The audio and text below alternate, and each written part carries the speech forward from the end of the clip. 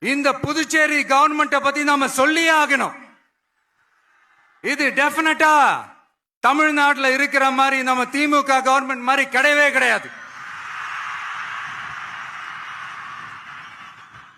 ஏன்னா வேற ஒரு அரசியல் கட்சி நடத்துற நிகழ்ச்சியாகவே இருந்தாலும் அந்த நிகழ்ச்சிக்கு தன்னெழுச்சியா வர நம்ம மக்களுக்கு பாதுகாப்பு கொடுத்து பாரபட்சமே காட்டாம இந்த கவர்மெண்ட் நடந்துகிட்டு இருக்கிறாங்க.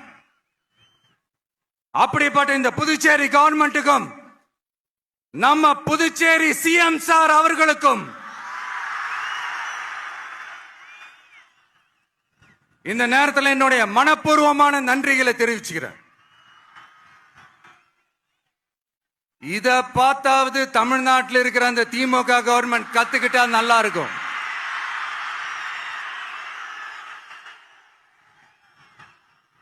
ஆனா அவங்க கத்துக்க மாட்டாங்க. பரவாயில்ல, வரப்போற எலெக்ஷன்ல 100% கத்துக்குவாங்க. அத நம்ம மக்கள் பார்த்துக்குவாங்க.